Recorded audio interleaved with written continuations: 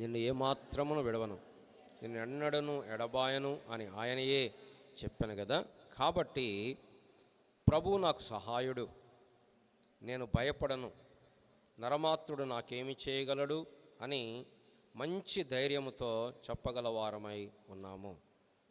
చాలమ్మ ప్రార్థన చేసుకుందాం. ప్రేమ కలిగిన మా ప్రియ పరలోకపు తండ్రి, ఈ మధ్యాహ్న కాల సమయంలో మరొకసారి నీ స్వరం వినాలని, నీ వాక్యము చేత మా జీవితాలు వెలిగించబడాలని, దర్శించబడాలని, ఆదరించబడాలని, ప్రోత్సహించబడాలని, శుద్ధి చేయబడాలని, గద్దించబడాలని, మా జీవితాలు కదిలించబడాలని, మేము ఇంకా నీకు దగ్గరగా సన్నిహితంగా కావాలని మీ సన్నిధికి మేము వస్తుంటుండగా, దేవా నీ వాక్యము చేత మమ్మలను నిర్మలుగా చేయండి, నీ వాక్యము చేత మమ్మలను బలపరచండి, నీ వాక్యము చేత మమ్మల్ని శుద్ధి చేయండి, నీ వాక్యము చేత మా జీవితాలు సరి చేసుకోవటానికి నీ వాక్యమనే అద్దములో మా నిజస్థితిని చూపించండి, నీ వాక్యమనే ఉదకము చేత మా జీవితాలను శుద్ధి చేయండి, నీ వాక్యమనే శుద్ధి చేత మమ్మలను దీనులుగా చేయండి, నీ వాక్యం అనేటువంటి అగ్ని చేత మమ్మలను నిర్మలులుగా పవిత్రులుగా చేయండి, నీ వాక్యము చేత మమ్మల్ని తృప్తిపరచండి, ఆ జుంటి తేనె ధారల చేత మమ్మల్ని తృప్తిపరచండి, నీ వాక్యం అనే పాల చేత బలమైన ఆహారం చేత మమ్మల్ని మీరు పోషించండి. మెట్టుకు ప్రవ్వా నిలబడుచున్న మీ దాసుడు ఎంత బలహీనుడో మీరు ఎరుగుదురు, ఎంత నిష్ప్రయోజకుడో మీరు ఎరిగినవారు కనుక దేవా మీరు సహాయము చేసి నాతో మాట్లాడమని, మా సమయాన్ని ఆశీర్వాదకరంగా దీవెనకరంగా చేయమని యేసు ప్రభు నామని ప్రార్థిస్తున్నాం తండ్రి. మనం గత కొద్ది కాలముగా హెబ్రీ పత్రికను ధ్యానం చేస్తూ ఉంటున్నా. కాబట్టి మనం బైబిల్లో గమనించాల్సిన సంగతి ఏంటంటే, ఏ వచనాన్ని కూడా దాన్ని పక్కకు తీసి ఒక్కదాన్నే పట్టుకొని వివరించకూడదు. ఆ సందర్భము అనేది మనం ఆలోచించాలి. ఏ సందర్భములో చెప్పారు, ఎక్కడ చెప్పారు, ఏం మాట్లాడుతున్నాడు, ఆ మాట్లాడేటువంటి రచయిత ఏ అంశాన్ని టచ్ చేస్తున్నాడు, ఏ అంశాన్ని బట్టి ఆయన మాట్లాడుతున్నాడు అనేది మనం గమనించకపోతే దారి తొలగేటువంటి అవకాశం చాలా ఎక్కువగా ఉంటుంది. కనుక మనం ప్రతి పుస్తకాన్ని చదివేటప్పుడు ఓవరాల్గా ఈ పుస్తకం యొక్క రచయిత ఏం చెప్పాలనుకుంటున్నాడు, మత్తయి సువార్త ఏం చెప్పాలనుకుంటున్నాడు, యేసు ప్రభువారు రాజు. మార్కు సువార్త ఏం చెప్పాలనుకుంటున్నాడు, యేసు ప్రభువారు సేవకుడు, సఫరింగ్ సర్వెంట్, దేవుని కుమారుడైన సేవకుడు. లూకా సువార్త ఆయన మనుషులందరికీ రక్షకుడు, మనుష్య కుమారుడు. యోహాను సువార్త ఏం చెప్పాలనుకుంటున్నాడు, యేసు ప్రభువారు దేవుని కుమారుడు. అందుకోసమే మరియా యోసేపులకు పుట్టాడు అని స్టార్ట్ చేయలే, పుట్టాడు కానీ ఎక్కడ స్టార్ట్ చేశాడు, ఆది యందు వాక్యముండెను, వాక్యము దేవుని యొద్ద ఉండెను, వాక్యము ఆ వాక్యము శరీరధారి అయి కృపాసత్య సంపూర్ణుడిగా మన మధ్యలో. కాబట్టి యోహాను సువార్తను చదివేటప్పుడు ఏ ప్యాసేజ్ చదివినా అల్టిమేట్గా ఆ థీమ్కి అలైన్ కావాలి, ఆ థీమ్లోంచి పక్కకి వెళ్ళిపోకూడదు మనం. సో ఈ ఒక కానా పెండ్లి విందు ఉంది, ఈ కానా పెండ్లి విందు అసలు థీమ్ ఏంటి, యేసు ప్రభువారు దేవుని కుమారుడు. ఎందుకు రాశాడు యోహాను సువార్త, క్రీస్తు దేవుని కుమారుడని మీరు నమ్మునట్లును, నమ్మి ఆయన నామమందు నిత్య జీవం పొందునట్లు మీకు ఈ సంగతులు. కాబట్టి ఆయన రాసేటప్పుడు మైండ్లో ఒక పాయింట్ పెట్టుకున్నాడు, ఈ సువార్త చదివే వాళ్ళు యేసు ప్రభువారు దేవుని కుమారుడని నమ్మాలి. కాబట్టి మనం దాన్ని అర్థం చేసుకుని ప్రతి ప్యాసేజ్ కూడా అక్కడికి రావాలి. అపోస్తల కార్యములలో యేసు ప్రభువారు పునరుత్థానము ప్రకటించబడుతూ వచ్చింది, పరిశుద్ధాత్మ దేవుడు కార్యం చేస్తున్నాడు. 1 కొరింథీ పత్రికలో యేసు ప్రభువారి యొక్క జ్ఞానము సంఘములో ఎలా విస్తరించబడుతుందో చూపిస్తున్నాడు. 2వ కొరింథీలో దేవుని యొక్క ఆదరణ, అంతేకాదు దేవుని యొక్క సామర్థ్యము, మేమేదో చేయుటకు బలవంతులమని కాదు, దేవుడే మా సామర్థ్యం. 1 కొరింథీ ఆయన దేవుని జ్ఞానం, 2వ కొరింథీ ఆయన దేవుని సామర్థ్యం. గలతీ పత్రిక దేవుడిచ్చేటువంటి స్వాతంత్ర్యం, ధర్మశాస్త్రము పాటించాల్సిన పని లేకుండా, ధర్మశాస్త్ర సంబంధమైన క్రియలు లేకుండా, ధర్మశాస్త్ర సంబంధమైన సున్నతి లేకుండా విశ్వాసము చేత నీతిమంతులని తీర్చబడుతున్నారు. ధర్మశాస్త్రము కింద మనం లేము, దాని ద్వారా నీతి రాదు, నీతిమంతులమయ్యాము కాబట్టి ఆజ్ఞలు పాటిస్తున్నాం. ఇక్కడ గలతీ పత్రికలో క్రీస్తు వలన కలిగే స్వాతంత్రం, ఎఫెసీ పత్రికలో క్రీస్తు యొక్క ఐశ్వర్యం, ఫిలిప్పీ పత్రికలో దేవుని యొక్క సంతోషం, కొలస్సీ పత్రికలో యేసుక్రీస్తు ప్రభువారి యొక్క సంపూర్ణత, యేసుక్రీస్తు ప్రభువారి యొక్క అత్యున్నతమైన స్థితి, మొదటి తెస్సలోనికైల్లో ఆయన వస్తాడు అనే వాగ్దానం, రెండవ తెస్సలోనికైల్లో ఆయన వచ్చినప్పుడు ఇచ్చే బహుమానం.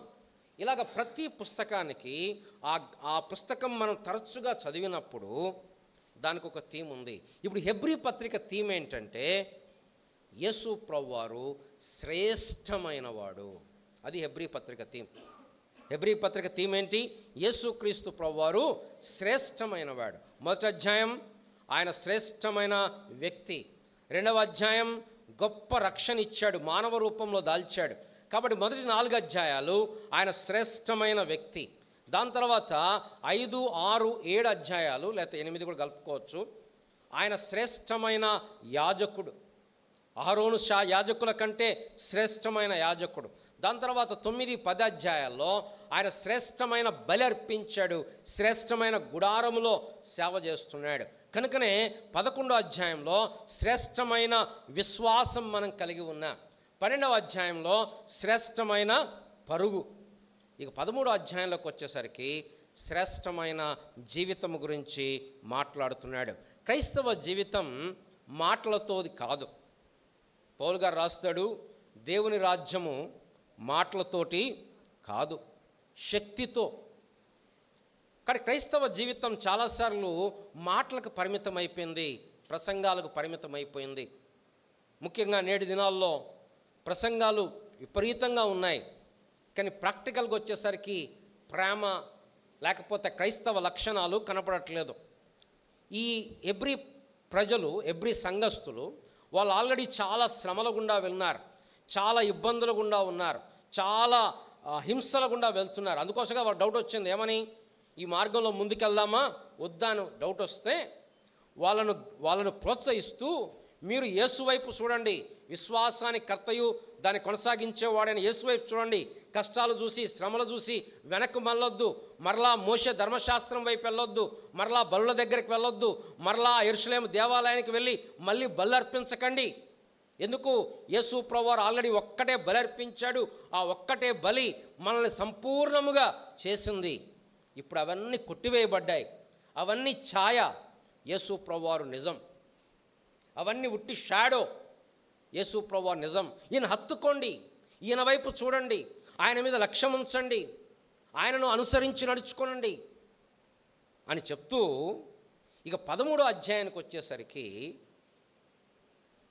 వారి జీవితంలో కనపడాల్సిన లక్షణముల గురించి మాట్లాడుతున్నాడు. మనం పోయిన వారం కూడా ఇది ధ్యానం చేశాం. చాలామంది క్రైస్తవ జీవితం, విశ్వాస జీవితం అనగానే బాహ్యమైన సంగతుల గురించి మాట్లాడుకుంటుంటాం. మనం వేసుకున్న డ్రెస్ కానీ, మనం ఉండే విధానం కానీ, ఇవన్నీ కూడా మంచిదే.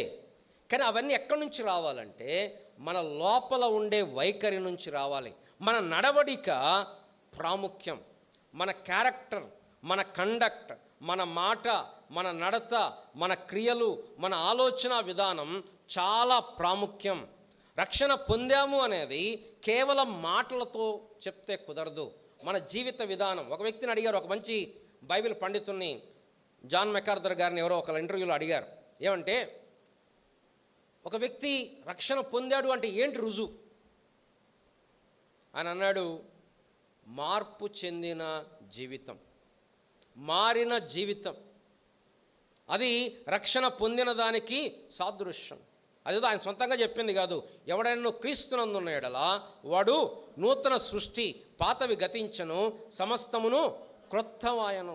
కానీ క్రైస్తవ జీవితం ఎక్కడ కనపడుతుందంటే క్రియలలో కనపడుతుంది, మన నడవడికలో కనపడుతుంది, మన యొక్క ఆలోచన విధానంలో కనపడుతుంది, మన ఆశయాలు, మన లక్ష్యాలు, మన జీవిత విధానం. కనుక దీన్ని మాట్లాడుతూ ఈ మొదటి 6 అధ్యాయాల్లో, మొదటి 6 వచనాలు, 13వ అధ్యాయం మొదటి 6 వచనాల్లో ఫస్ట్ 3 వచనాలు సంఘము ఇతరులతో మధ్య ఉండే సంబంధాల గురించి మాట్లాడుతున్నాడు. మొట్టమొదటి చెప్పాడు సహోదర ప్రేమ నిలవరముగా ఉండనీయుడి. రెండవది ఆతిథ్యము చేయ మరువకుడి. మూడవది మీరు బంధకములో ఉన్నట్లుగా బంధింపబడిన వారిని ఇది ఎక్కడ దేవుడి గురించి మాట్లాడుతున్నాడు? సంఘములో ఉండాల్సిన సంబంధ బాంధవ్యాల గురించి మాట్లాడుతున్నాడు. మొదటి 3 వచనాలు. ఆ దాంతో 4-5 వచనాల్లో 4వ వచనంలో కుటుంబము, వివాహము, భార్యాభర్తల మధ్యలో ఉండాల్సిన సంబంధము గురించి మాట్లాడుతున్నాడు. ఇక 5-6 వచనాల్లో వ్యక్తిగతంగా ధనము పట్ల మనకు ఉండాల్సినటువంటి వైఖరి, మన జీవితంలో మనకు ఉండాల్సిన దృక్పథం ఏంటి? మన దృక్పథం, ఆయన నాకు తోడై ఉన్నాడు, ఆయన నన్ను విడిచిపెట్టాడు, ప్రభువు నాకు సహాయుడు, నరమాత్రుడు నాకేమీ చేయగలడు, నేను భయపడను, ప్రభువు నాకు సహాయుడు, ఆయన చెప్పాడు నిన్ను ఏమాత్రం విడవను ఎడబాయనని చెప్పాడు, కాబట్టి నేను భయపడను. ఇది వ్యక్తిగతంగా ఫస్ట్ సంఘం గురించి చెప్పాడు, సంఘంలో ఎలా ఉండాలో చెప్పాడు. దాని తర్వాత భార్యాభర్తలు వివాహంలో ఎలా ఉండాలో చెప్పాడు. మూడవది వ్యక్తిగతంగా మన జీవితం, మన దృక్పథం ఎలా ఉండాలో చెప్పాడు. బహుశా ఈ వారం మనం అన్నీ చూడలేము, పోయిన వారం ఒక్క మాట చూసాం, సహోదర ప్రేమ. క్రైస్తవుడు అని పిలువబడేదానికి రుజువేంటంటే మనము చూపించేటువంటి ప్రేమ. యేసు ప్రభువారు చెప్పాడు, మీరు నా శిష్యులై ఉండునట్లుగా మీరు ఒకరినొకరు ప్రేమించుకొనడి, అప్పుడు మీరు నా శిష్యులని జనులు తెలుసుకుంటారు. కాబట్టి క్రైస్తవ జీవితానికి పునాది ఏంటంటే దేవుని ప్రేమ. అక్కడ ఏ ప్రేమ గురించి మాట్లాడుతున్నాడు? సహోదర ప్రేమ, ఫిలడెల్ఫియా.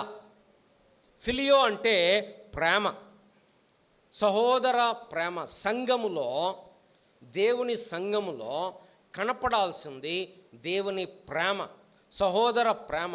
ఏ సంఘములో అయితే ప్రేమ లేదో ఆ సంఘము నిర్జీవమైనటువంటి సంఘము. నేటి దినాల్లో, ముఖ్యంగా అంచె దినాల్లో ఉన్న ఈ సంఘాల్లో ప్రోగ్రామ్స్ అద్భుతంగా కనపడుతున్నాయి, స్పెషల్ మీటింగ్స్ జరుగుతున్నాయి, ఎవ్రీబడి ఫ్లాకింగ్ టుగెదర్, వేల మంది వస్తున్నారు, వందల మంది వస్తున్నారు. కానీ విచిత్రం ఏంటంటే అక్కడ ప్రేమ అనేది లేదు, సంబంధాలు లేవు, ఒకరితో ఒకరికి సంబంధాలు లేవు. కనుక క్రైస్తవ సంఘానికి పునాది ఏంటంటే ప్రేమ, సహోదర ప్రేమ. పోయిన వారం మనం చూస్తూ వచ్చాం, దాన్ని కంటిన్యూ చేస్తూ ఏం చెప్పాడు? సహోదర ప్రేమ నిలవరముగా ఉండనీయుడి. కింద ఒక మాట అంటాడు, నిలవరమైన పట్టణము మనకిక్కడ లేదు అంటాడు. అంటే ఏంటి? సహోదర ప్రేమ ఏదో ఒక్కరోజు ఉప్పొంగేది కాదు. ఒకరోజు మెసేజ్ అనగానే ఆ రోజు అబ్బా అసలు మిక్కుటంగా ప్రేమించి మళ్ళీ చల్లారిపోయేది కాదు సహోదర ప్రేమ. ఇది దినదినము మన జీవిత పర్యంతము నిలవరముగా కంటిన్యూగా ఉండాల్సింది. ఇది దినదినము జరిగేది. భోజనం చేస్తాం, అది ప్రతిరోజు చేయాల్సిందే. వాటర్ తాగుతాం, ప్రతిరోజు తాగాల్సిందే. అప్పుడెప్పుడో తాగాం, కుదరదు, ప్రతిరోజు చేయాల్సిందే. అట్లాగే సహోదర ప్రేమ అనేది మన ప్రాముఖ్యమైనటువంటి, అది ఫస్ట్ దాంతో స్టార్ట్ చేశాడు. రెండవది ఏం చెప్తున్నాడంటే ఆతిథ్యం ఇయుట మరువకుడి. ఎవరికి చెప్తున్నాడు? శ్రమలో ఉన్నవాళ్ళు, ఇబ్బందిలో ఉన్నవాళ్ళు, కష్టములో ఉన్నవాళ్ళు, అనేకమైన అగ్నిగుండా వెళ్తున్నటువంటి వారికి ఈ అపోస్తలుడు, ఈ భక్తుడు ఏం చెప్తున్నా అంటే మీరు ప్రేమించండి, ఆతిథ్యం ఇవ్వండి, హాస్పిటాలిటీ. ఈ గ్రీకు పదం ఏం వాడబడిందంటే ఫిలోనాక్సియా అనే గ్రీక్ పదం వాడబడింది. మళ్ళీ ఫిలియో అంటే ప్రేమ. అక్కడ ఎవరిని ప్రేమించటం అంటే పరదేశులు, అక్సేనో అంటే పరదేశి, ఆతిథ్యము అంటే చేర్చుకోవటం. ఈ మాట అర్థం కావాలంటే అక్కడున్న కల్చరల్ కాంటెక్స్ట్ మనకు అర్థం కావాలి. ఆ పాత నిబంధన హెబ్రీ కల్చర్, ఆ మధ్యప్రాచ్య దేశాల్లో ఉన్న కల్చర్లో ఇప్పట్లాగా హోటల్స్ లేవు. ఆ దినాల్లో ప్రయాణాలు చేయాల్సి వచ్చేది. ఈ ప్రయాణాలు చేసినప్పుడు ఏదైనా కొత్త ఊరు వెళ్తే వారు అక్కడ సంత వీధిలో నిలబడేవాళ్ళు. ఈ ఈ హెబ్రీలు ఏం చేయాలంటే, వాళ్ళు వెళ్ళి పరదేశులు ఉంటే చూసి, రండి మా ఇంటికని తీసుకొచ్చి వారికి భోజనం పెట్టి వారి వసతులన్నీ చూచి నిలబడి వారికి వడ్డించి వారిని ఆ ఇంటి యజమానులుగా ఆ రోజు పరిగణించేవారు. ఇది దేవుడు వారికి ఇచ్చిన ఆజ్ఞ కూడా. న్యాయాధిపతుల గ్రంథంలో సరే అక్కడ కాంటెక్స్ట్ అంటే అక్కడ జరిగిన ఇన్సిడెంట్ వేరు, కానీ అక్కడ చూస్తే చూడండి, న్యాయాధిపతుల గ్రంథం అక్కడ కపుల్ ఊరికి బయలుదేరారు. ఆ ఊరికి బయలుదేరినప్పుడు 19వ అధ్యాయం 15వ వచనం, కావున వారు గిబియాలో రాత్రి గడుపుడుగా అక్కడ చేరసాగిరి. అతడు చేరి ఆ ఊరి సంత వీధిలో ఉండెను. బస్ చేయటకు ఎవడునూ వారిని తన ఇంటికి పిలవలేదు. జనరల్గా పిలుస్తారు, కానీ ఇప్పుడు ఇక్కడ ఏం చెప్తున్నాడు న్యాయాధిపతుల గ్రంథంలో, ఆ దినములలో ఇశ్రాయేలుకు రాజు లేడు, ప్రతివాడు వానికి ఇష్టం వచ్చినట్టు చేస్తున్నాడు, కాబట్టి వాళ్ళు పిలవట్లా. కానీ పిలవాలి వాళ్ళు యాక్చువల్గా. కాబట్టి సరే ఒక ఆయన వచ్చాడు, పిలిచాడు. లాస్ట్కి చూడండి 18వ వచనం చివరి భాగంలో ఆ యవనస్తుడు అంటున్నాడు, ఎవడును నన్ను తన ఇంట నన్ను చేర్చుకొన లేదు. 20వ వచనం, ఆ ముసలివాడు నీ క్షేమమగునుగాక, నీకేవైనా తక్కువైన ఎడల వాడి భారం నా మీద ఉంచుము, మెట్టుకు వీధిలో రాత్రి గడపకూడదని చెప్పి తన ఇంట అతన్ని చేర్చుకొని వారి గాడిదల కొరకు మేతను ఇది ఆతిథ్యము అంటే. ఆతిథ్యము అంటే పరదేశులు నిస్సహాయులను వారిని చేర్చుకొని వారిని స్వీకరించటం. అక్కడ హెబ్రీ పత్రికలో ఆ గ్రంథకర్త రాస్తున్నాడు, ఆతిథ్యము చేయ మరువకుడి. తర్వాత ఏముంది, దానివలన కొందరు ఎరుగకయే దేవదూతలకు ఆతిథ్యము. ఎవరి గురించి మాట్లాడుతున్నాడు? అబ్రహాము గురించి మాట్లాడుతున్నాడు. రండి ఆదికాండం అంటే ఈ ఆతిథ్యం గురించి అర్థం చేసుకొని మనం నేటి దినాల్లో ఎలా అప్లై చేయాలో మనం ఆలోచిద్దాం. ముఖ్యంగా ముందు దేవుని యొక్క వాక్యం ఏం చెప్తుందో ఆలోచిద్దాం, దాని తర్వాత మనం అప్లికేషన్లోకి వద్దాం. ఆదికాండము 18వ అధ్యాయం. ఆతిథ్యం అంటే ఏంటంటే, అబ్రహాము కన్నులెత్తి చూచాడు. కన్నులెత్తి చూస్తే దేవుడు కనపడ్డాడు అని చెప్పి కింద అంటాడు, ముగ్గురు మనుషులు కనపడ్డారు. థియోఫానీ అంటారు, అనగా దేవుడు మానవ రూపంలో ప్రత్యక్షం కావటం. దేవుడు వచ్చాడు. అప్పుడు అబ్రహాం రెస్పాన్స్ చూడండి. అప్పటికి అబ్రహాం వయసు ఎంత? ముందు అధ్యాయంలో 17వ అధ్యాయం మొట్టమొదటి వచనంలో 99 ఏండ్లు, 100 ఆల్మోస్ట్. ఇప్పుడు అబ్రహాం రెస్పాన్స్ ఏంటంటే గమనించండి, 2వ వచనం, అతడు కన్నులెత్తి చూచినప్పుడు ముగ్గురు మనుషులు అతని ఎదుట నిలవబడి ఉండ్రి. అతడు వారిని చూచి గుడారపు వాకిట నుండి వారిని ఎదుర్కొంటకు పరుగెత్తి. ఎప్పుడు 100 ఏళ్ల వయసులో, ఇంకా అప్పుడు అబ్రహాముకు దేవుడు వచ్చాడని అర్థం కాలేదు, పరదేశులనే అర్థమవుతుంది, పూర్తిగా అర్థం కాలేదు. కానీ అబ్రహాము ఏం చేస్తున్నాడంటే పరుగెత్తుతున్నాడు. దేనికి? వాళ్ళు గిఫ్ట్లు తెచ్చారంట, ఫ్రీగా ఇస్తున్నారంట అని పరిగెత్తట్లా, వాళ్ళను తన ఇంట్లో చేర్చుకోవడానికి పరుగెత్తుతున్నాడు. పరుగెత్తి నేల మట్టుకు వంగి, ప్రభువా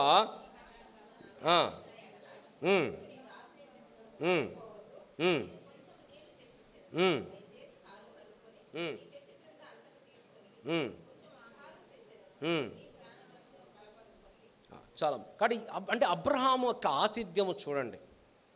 దాని తర్వాత మళ్ళీ చదువుతాం 6వ వచనంలో, అబ్రహాము గుడారంలో సారా యొద్దకు త్వరగా వెళ్ళి, నీవు త్వరపడి 3 మాణికల మెత్తడి పిండి తెచ్చి పిసికి రొట్టెలు చేయమని చెప్పాను. మరియు అబ్రహాం పశువుల మందకు పరుగెత్తి. అబ్రహాంకు దాసులు ఎంతమంది? తన ఇంట పుట్టి పెరిగి అలవర్చబడిన వారు 360 మంది, 318 మంది. ఏది? ఇంట పుట్టి పెరిగిన వారు. వాళ్ళ తల్లిదండ్రులు వాళ్ళ దాసులు అయితే మినిమం ఎంత 1000 మంది, తక్కువ ఉండరు. ఇక్కడ అబ్రహాము తాను పరిగెత్తి సారాతో రొట్టెలు చేపించి, తాను వెళ్ళి మంచి లేత దూడను సెలెక్ట్ చేసుకొచ్చి పనివారికి ఇచ్చి వెన్న పాలు తీసుకొచ్చి పెట్టి వారి ఎదురుగా నిలబడ్డాడు. ఇది ఆతిథ్యము అంటే. దాని తర్వాత అధ్యాయంలో లోతు కూడా ఆతిథ్యం చేశాడు.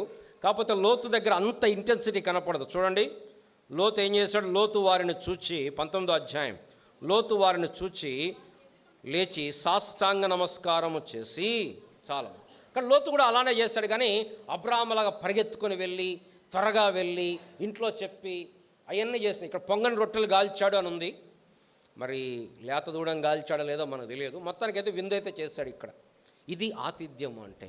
బైబిల్లో ఉన్న దేవుడు ఆయన పరదేశుల విషయంలో, ఇతరుల విషయంలో తన ప్రజలు ఎలా ఉండాలని కోరుతున్నాడు అంటే, రండి నిర్గమకాండం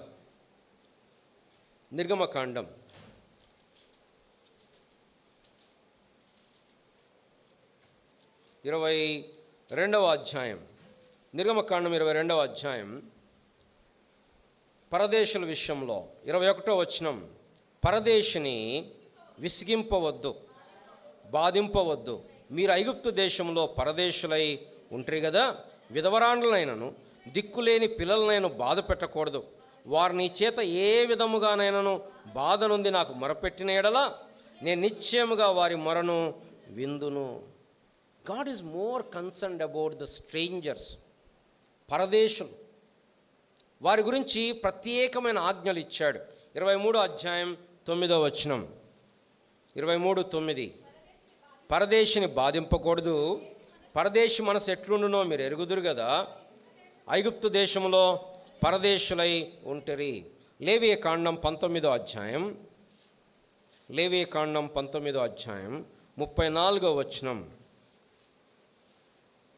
మీ మధ్య 33 కూడా, మీ దేశమందు పరదేశి మీ మధ్య నివసించున్నప్పుడు వాని బాధింపకూడదు, నీ మధ్య నివసించు పరదేశిని మీలో పుట్టిన వాని వలె ఎంచవలను, నిన్ను వలె వాని ప్రేమింపవలను, ఐగుప్తు దేశంలో మీరు పరదేశులై ఉంటిరి, నేను మీ దేవుడైన యెహోవాను. ద్వితీయోపదేశకాండం 10వ అధ్యాయం 19వ వచనం, ద్వితీయోపదేశకాండం 10వ అధ్యాయం 19వ వచనం, పరదేశిని జాలి తలచుడి. 24వ అధ్యాయం 17వ వచనం, ద్వితీయోపదేశకాండం 24వ అధ్యాయం 17వ వచనం, పరదేశికే కానీ తండ్రి లేని వానికే కానీ న్యాయము తప్పి తీర్పు తీర్చకూడదు, విధవరాలి వస్త్రమును తాకట్టుగా తీసుకొనకూడదు. 27వ అధ్యాయం 19వ వచనం, పరదేశికే కానీ తండ్రి లేని వానికే కానీ విధవరాలికే కానీ న్యాయము తప్పి తీర్పు తీర్చువాడు శాపగ్రస్తుడని చెప్పగా ప్రజలందరూ ఆమెన్ అనవలెను. పిల్లరా, ఆతిథ్యము, పరదేశులను ఆదుకోవటం, వారిని చేర్చుకోవటం దేవుడు వారికి ప్రత్యేకంగా చెప్పాడు. పాత నిబంధనలో వారు చేశారు. మీకు గుర్తుంటే ఏలియా కరువు వచ్చినప్పుడు ఒక విధవరాలి దగ్గర ఉన్నాడు. ఆ విధవరాలి సారేపతి విధవరాలి చేత పోషించబడ్డాడు. షూనేమీరాయలైన ధనవంతురాలు ఏం చేసింది? ఏలియా వచ్చిపోతుంటే ఈయన దైవజనుడు, ఈయన ప్రార్థన చేసుకోవడానికి ఒక గది ఉంటే బాగుంటుందని తన ఇంట్లో ఒక గది కట్టించి అక్కడ బల్ల పెట్టిందంట. చూస్తారా? 2వ రాజుల గ్రంథం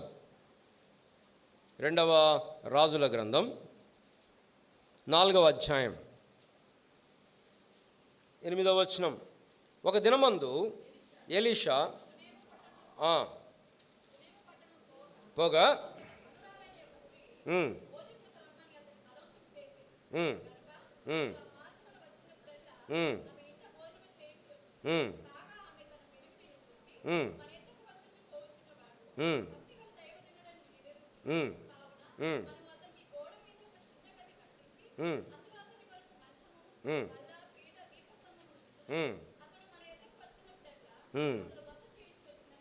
ఇది ఆతిథ్యము అంటే పాత నిబంధనలో. సరే, ఇప్పుడు కొత్త నిబంధనకు వద్దాం. మరి ఇప్పుడు గదులు కట్టిద్దాము మనం? మనకే లేదన్న ఏడ కట్టిస్తామనుకో. కొత్త నిబంధనలు అర్థం చేసుకోవాల్సింది ఏంటంటే, సంఘము ఈజ్ ఎ కోవనెంట్ కమ్యూనిటీ. పాత నిబంధనలు ఇశ్రాయేలు ఏమనుకునే వాళ్ళు? మనమంతా ఇశ్రాయేలీలం, మనమంతా అబ్రహాము సంతానం, మనమంతా దేవుడు ఏర్పరచుకున్న జనాంగం. కొత్త నిబంధనలో ఇక్కడ మనం కూర్చున్నాం ఎందుకు? మనమంతా ఒక కులము కాదు, రైట్?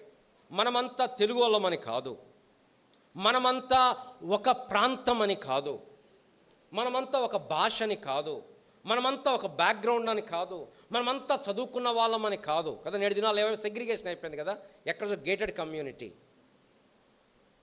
సెగ్రిగేట్ అయిపోతుంది. వీళ్ళు ధనవంతులు, వీళ్ళు పేదవాళ్ళు.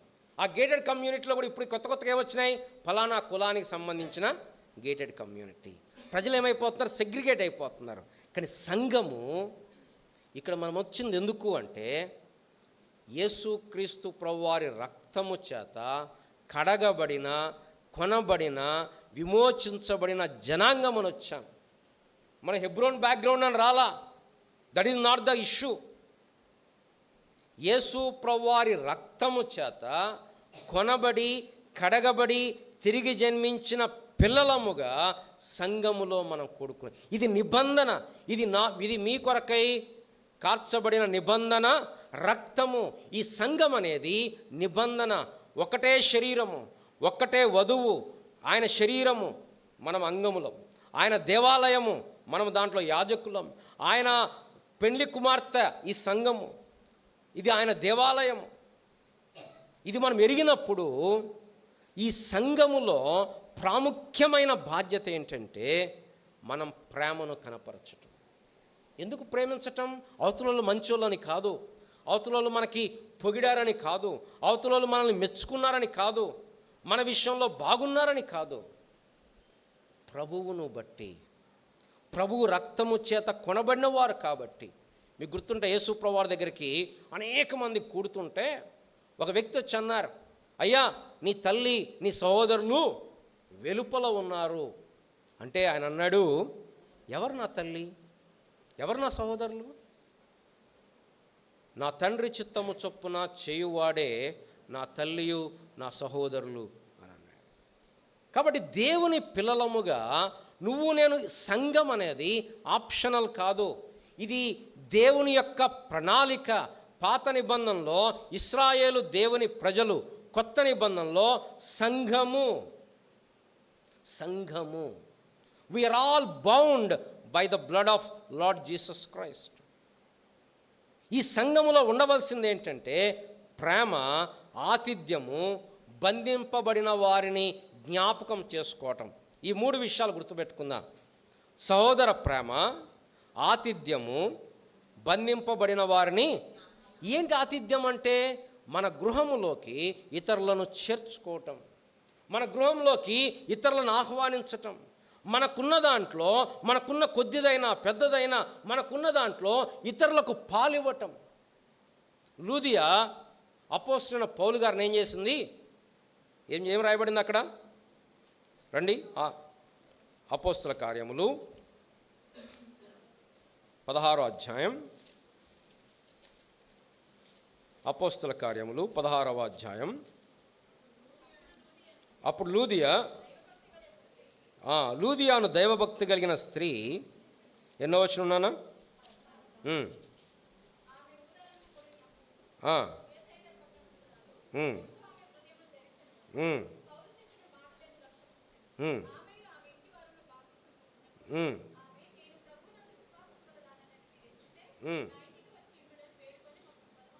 బలవంతము చేసి వారిని తన ఇంటికి తీసుకుని వెళ్ళింది, చేర్చుకున్నది.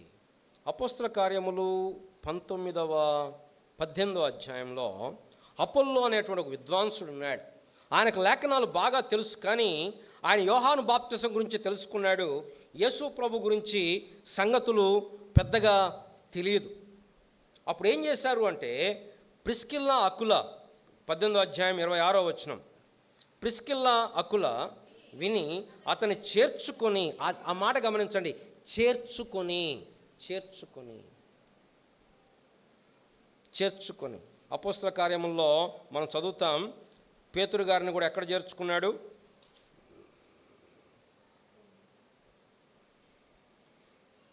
10వ అధ్యాయం 6వ వచనం, అతడు సముద్రపు దరినున్న సీమోనను ఒక చర్మకారుని ఇంట లాడ్జ్ అంటారే, దిగటం, చేర్చుకోవటం.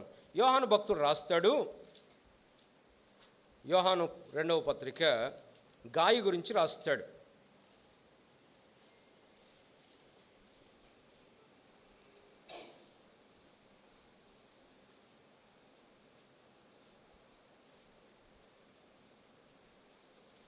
గాయకి చెప్తున్నాడు 3వ పత్రికలో ప్రియుడ 5వ వచనం, ప్రియుడ వారు పరదేశులైనను సహోదరులుగా ఉన్నవారికి నీవు చేసినదెల్లా విశ్వాసికి తగినట్లుగా చేస్తున్నావు. వాళ్ళని బాగా చూసుకో అని చెప్తున్నాడు. ఇది ఆతిథ్యము ఇవ్వటం అంటే. కొత్త నిబంధనలో పౌలు గారు రాసిన పత్రికల్లో కూడా ఈ ఆతిథ్యాన్ని మాట్లాడాడు. చూడండి, రోమాపత్రిక 12వ అధ్యాయం, రోమాపత్రిక 12వ అధ్యాయం 13వ వచనం అందరం కలిసి చదువుదామా? రోమాపత్రిక 12:13. 11 అధ్యాయాలు డాక్టరీని చెప్పి 12వ అధ్యాయంలో ప్రాక్టికల్ ఎగ్జార్టేషన్స్లోకి వస్తున్నప్పుడు ఏం చెప్తున్నాడు? 13వ వచనం, పరిశుద్ధుల అవసరములలో పాలు పొందుచు శ్రద్ధగా ఆతిథ్యం. పేతురు గారు అంటాడు, పేతురు రాసిన మొదటి పత్రిక 4వ అధ్యాయంలో, ఆయన అంటాడు 9వ వచనం, సనుగు కొనకుండా ఒకనికొకడు ఆతిథ్యము చేయుడి. పౌలు గారు సంఘ పెద్దల యొక్క లక్షణాలు చెప్పినప్పుడు తిమోతికి రాసిన మొదటి పత్రికలోను తీతుకు రాసిన పత్రికలోను సంఘ పెద్దల లక్షణాల్లో ఒక లక్షణం ఏంటంటే అతిథి ప్రియుడు. మీరు గమనించారా? 3వ అధ్యాయం, మొదటి తిమోతి 3వ అధ్యాయం 2-3 వచనాల్లో ఉంటుంది. అతిథి ప్రియుడు, లవర్ ఆఫ్ హాస్పిటాలిటీ, ఆతిథ్యమును ఇవ్వటం. ఇది క్రైస్తవ కుటుంబం. పిల్లరా, నేటి దినాల్లో మనం ఎలాంటి రోజుల్లో జీవిస్తున్నాం అంటే మన కుటుంబాలు మూయబడి ఉన్నాయి, మన గృహాలు మూయబడి ఉన్నాయి. We are always closing the doors. మన కుటుంబం మన వాళ్ళకి తప్ప వేరే వాళ్ళకి స్పేస్ లేదు. ఈ నేటి దినాల్లో ఈ సెల్ ఫోన్ వచ్చిన తర్వాత వేరే వాళ్ళకి అసలు స్పేస్ లేదు. మన ఫోన్ మన ఇష్టం, ఆ లాక్ మనకే తెలియాలి, ఇంకెవరు తెలియకూడదు. We have all our secrets. No, we don't want our kids, our wife, our husband to see. Everything is secret. We have become so closed. కానీ సంఘం అనేది లోకమునకు వ్యతిరేకముగా, లోకము యొక్క పోకడలో పోకుండా జీవించేది సంఘం. ఏంటి ఆతిథ్యం అంటే? ఇతరులను చేర్చుకోవటం, ఇతరులను ప్రేమించటం. సంఘములో ఉన్న వారిని, సాధ్యమైన కొలది నిస్సహాయులను యేసు ప్రభువారు చెప్పాడు. ఏం చెప్పాడు? నువ్వు విందు చేస్తే ఎవరిని పిలవాలి? కుంటివారిని, గుడ్డివారిని, అంగహీనులను. ఎందుకు? వాళ్ళు నీకు మరలా ప్రత్యుపకారము చెయ్యలేరు, వాళ్ళకి ప్రత్యుపకారం చేయలేరు. మన గృహాలు తెరవబడిన గృహాలుగా ఉండాలి. గృహం అనే కాదు, మన హృదయాలు తెరవబడి ఉండాలి. పౌలు గారు అంటాడు, మా హృదయము విశాలపరచబడి ఉన్నది. నేటి దినాల్లో ఈ కల్చర్ ఏమైపోయిందంటే, ఈ కల్చర్లో వేరే వాళ్ళకి స్పేస్ లేదు. నేను ఎరుగుదును, మా చిన్నప్పుడు ఇంత కమర్షియలైజేషన్ కాకముందు ఉట్టిగానే సరదాగా వచ్చి వారం రోజులు ఉండేవాళ్ళు బంధువులు. ఖమ్మం మాది నాచేపల్లి కదా, ఆ నాచేపల్లి నుంచి ఎవ్వరు ఖమ్మం వచ్చినా, నా స్కూల్ డేస్లో ఎవ్వరు హాస్పిటల్ ఖమ్మం వచ్చినా మా ఇంట్లో ఉండిపోయేవాళ్ళు. అన్న అక్క అనుకుంటే ఇక్కడికి వచ్చేవాళ్ళు. ఒక్కోసారి వారం రోజులు ఉండేవాళ్ళు. ఇక్కడ నుంచి బాక్సులు వెళ్తూ ఉండేవి. ఇప్పుడు ఆ కల్చర్ తగ్గిపోయింది. కానీ క్రైస్తవులముగా నువ్వు నేను దేవుని యొక్క వాక్యము చేత సహోదర ప్రేమ, ఆతిథ్యము, బంధకములో ఉన్న వారిని జ్ఞాపకం చేసుకుంటాం.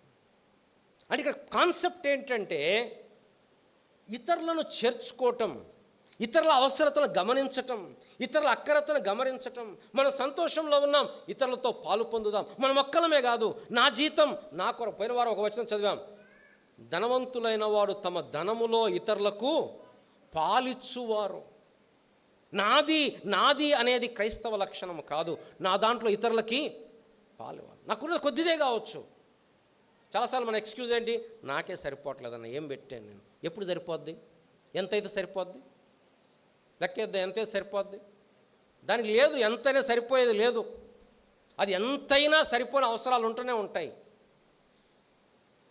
ఇతరులను ప్రేమించడం నేను బాగా అనుభవించాను. నేను చేశాను లేదు తెలియదు, కానీ నేను ఆ విధానం వేరే. కానీ నేను అనుభవించాను. నేను మార్కాపురంలో జాబ్ చేసేటప్పుడు, కొత్తగా జాబ్లో జాయిన్ అయ్యాను. ఇప్పుడే బీటెక్ అయిపోయింది. అక్కడ మార్కాపురంలో 1.5 years ఉన్నాం. అప్పుడే హానా కర్నాల్ కూడా అక్కడ జాబ్ చేస్తూ ఉండేవాడు. నేను తమ్ముడు చదువుతున్నాడు. సో అప్పుడు నాకు ప్రతి ఆదివారం అక్కడ ఒక అంకుల్, సంఘ పెద్ద అంకుల్ ఉండేవాళ్ళు. వాళ్ళ ఆంటీ వాళ్ళ అబ్బాయి నేను ఫ్రెండ్స్. తను కీబోర్డ్ వేస్తూ ఉండేవాడు, నేను పాటలు పాడుతుండేవాళ్ళం. ఇంకొక అబ్బాయి కరుణాకర్ అని ఉండేవాడు, తను డ్రమ్స్ కొట్టేవాడు. మేము ముగ్గురం అప్పుడు ఆ ఎఫ్ఎం రేడియో ఉండేది అక్కడ మార్కాపురంలో, దానికి కొన్ని పాటలు కూడా చేసేవాళ్ళం. మన సీఎన్ పాటలు పాడి రికార్డ్ చేస్తే వీడియోలో వచ్చాయి. ఇక్కడ అబ్బాయితో ఉన్న ఫ్రెండ్షిప్ను బట్టి ప్రతి ఆదివారం భోజనం వాళ్ళ ఇంట్లోనే. ఇక అది డిఫాల్ట్ అన్నమాట. లేదు మేము వండుకుంటాము, మేము అప్పుడు మెస్లో తినేవాడు. తమ్ముడు రాలే ఇంకా కొన్ని రోజులకి. కానీ ప్రతి ఆదివారం వాళ్ళ ఇంట్లో భోజనం. ఇక వాళ్ళ ఇంట్లో వాళ్ళిద్దరు అబ్బాయిలు, వాళ్ళతో పాటు నేను. ఆతిథ్యం ఆల్మోస్ట్ అక్కడ 1.5 year ఇదే. నేను వెళ్తే తమ్ముడు మళ్ళీ ప్రతి ఆదివారం వాళ్ళ ఇంట్లోనే. బంధువులు కాదు, సంఘములో ప్రభువును బట్టి ప్రేమించడం, ఇతరుల యొక్క అవసరాలు గమనించడం.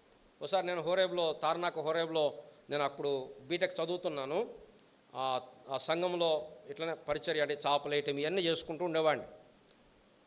ఆ మందిరం తాళం చేతులు నా దగ్గర ఉండేవి. మందిరం ఓపెన్ చేసే అందరికంటే ముందు వెళ్ళేవాడిని. మందిరంలో చాపలన్నీ వేసి ఊడ్చేసేసి అన్నీ రెడీగా పెట్టి కూర్చునేవాడిని. మళ్ళీ అందరూ వెళ్ళిపోయిన తర్వాత తాళం వేసుకుని వచ్చేసేవాడిని. అప్పుడు ఇంకా సేవకుడు కూడా లేడు. అప్పుడు ఆ దినాల్లో అంకులు ఆయన సిల్లన్న ఉండేవాడు.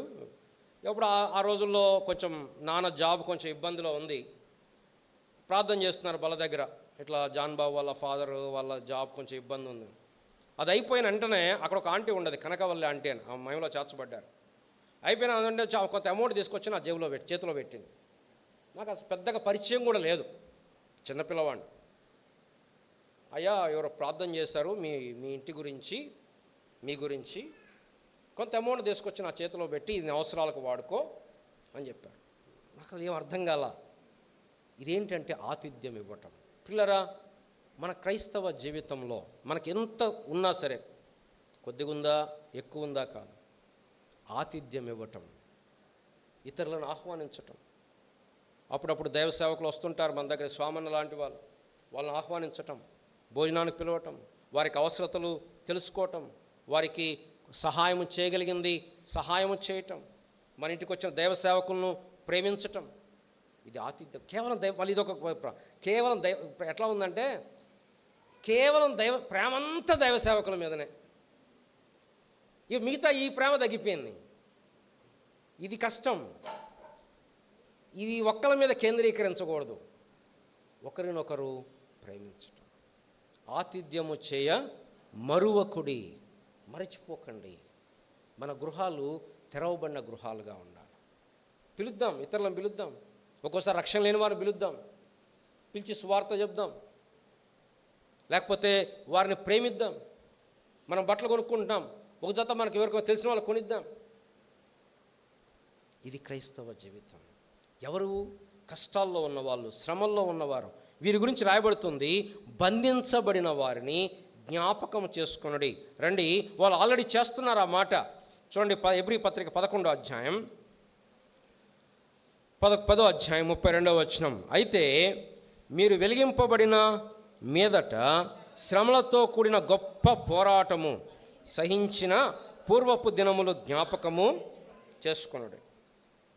ఒక విధంగా చూచితే మీరు నిందలను బాధను అనుభవించడం చేత 10 మందిలో ఆరడి పడితిరి. మరొక విధముగా చూచితే వాటిని అనుభవించిన వారితో పాలివారైతిరి. అలాగనగా మీరు ఖైదులో ఉన్న వారిని కరుణించి మీ మరి శ్రేష్టమైనది స్థిరమైనది ఉన్న స్వాస్థ్యం ఉన్నదని ఎరిగి మీ ఆస్తి కోల్పోటకు సంతోషముగా ఒప్పుకుంటారు. ఖైదులో ఉన్న వారిని కరుణించటం, ప్రేమించటం, ఇది క్రైస్తవ జీవితానికి నిదర్శనం.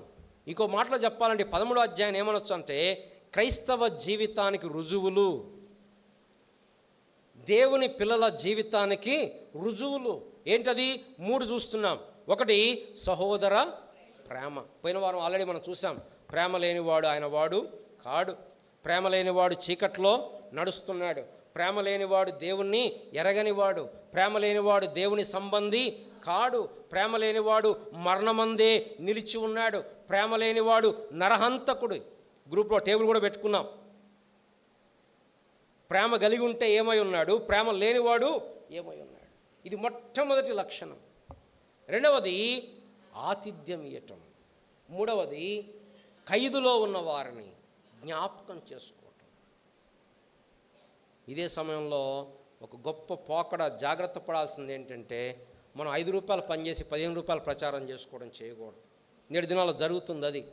చేసేది పిసరంతా, ప్రచారం మాత్రం గోకొండంత. చూడండి మేమేం చేసాము, ఇగో వీళ్ళకి ఇచ్చాం, అగో వాళ్ళకి ఇచ్చారు, ముందు ఫోటోలు తీయాలి. ప్రతి దానికి ఫోటో సరే, రికార్డు ఉండడం అది వేరే విషయం, కానీ ప్రతి చోట ఫోటో కనపడాలి. వీబీఎస్ పెట్టారా, పేపర్లో చేంజ్ చేయాలి. మనం వీబీఎస్ పెట్టి అని మామూలుగా అడుగుతున్నా. ఇప్పుడు వీబీఎస్ పెట్టుకున్నాం, మన పిల్లల కోసం వాక్యం చెప్పాం. ఇప్పుడు అది పేపర్లో ఇస్తే ఏం కావాలా? అంటే దానివల్ల ఏంటి మనం ఎక్స్పెక్ట్ చేసేది ఏంటి? అంటే దానివల్ల మన ప్రచారమన కాదు కదా. కనుక ఈ పోకడలోకి మనం రాకూడదు. మన ప్రభు చెప్పిన సూత్రం ఏంటి?